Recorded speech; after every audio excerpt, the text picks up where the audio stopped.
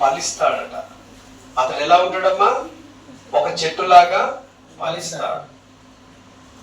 అయితే అతడు నీటి కాలువల యోరన నాటబడినదై ఆకు వాడక తన కాలపిచ్చు ఫలమిచ్చు చెట్టు వలె నుండును. ఎవరయ్యా అంటే క్రైస్తవులైన మనము, దేవుని నమ్మిన మనము, బాప్టిజం పొందిన మనం ఎలాగుంటామంటే ఒక చెట్టు నీటి కాలువల ఒడ్డున ఎలాగైతే నిగనిగా పచ్చగా ఫలాలు ఇస్తుందో, కాతగాస్తుందో, అలాగా క్రైస్తవుడైన మన జీవితాలనేటివి the fruit of the spirit అలా ఫలిస్తాయి అని దేవుని యొక్క వాక్యము సెలవిస్తున్నది.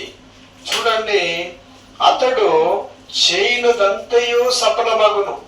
అతడు ఈ దేవుని నమ్మిన బిడ్డ ఏదైతే చేస్తాడో ఆ చేసే కార్యాలన్నీ కూడా సఫలమవుతాయట.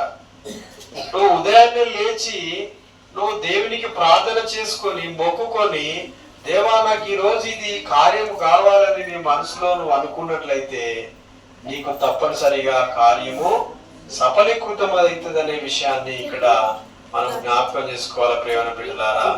ఇంకొక విషయం ఏంటంటే, అతడు ఒక మానవుడు ఒక చెట్టు అయినప్పుడు యేసుక్రీస్తు ప్రభువు కూడా యోహాను సువార్త 15వ అధ్యాయము 1వ వచన భాగములో చెప్తున్నాడు, నేను నిజమైన ద్రాక్ష వల్లిని.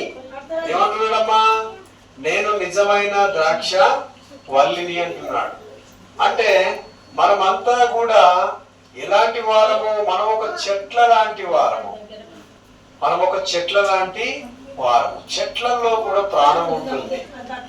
మా ఇండియన్ ఆఫ్రికా దేశంలో ఒక చెట్టును ఇట్లా పెరిగినప్పుడు, ఒక చెట్టుని ఇలా లాగినప్పుడు ఆ చెట్టు చిన్న పిల్లలు ఏడిచే శబ్దాన్ని ఇస్తుందట. మా ఇండియన్ ఆఫ్రికా దేశంలో చిన్నపిల్లలు ఎలాగైతే ఏడుస్తాయో అలాంటి ఆ చెట్టుకు ఆ గుణం అనేది ఉన్నది ప్రేమ దేవుళ్ళ. కనుక చెట్టులో ఏమున్నది? జీవం ఉన్నది. చెట్టు ఎండిపోతే అది ఎందుకు పనికిరాదు, అది నరకబడి అది అగ్నిలో వేయబడుతుంది చెట్టు తప్ప అది ఏమాత్రమును పనికిరాదు అనే విషయాన్ని తెలియజేస్తున్నాను. ఈరోజు చెట్టును కనుక చూసినట్లయితే ఒక చెట్టు కొన్ని వేల రూపాయలు ఉంది.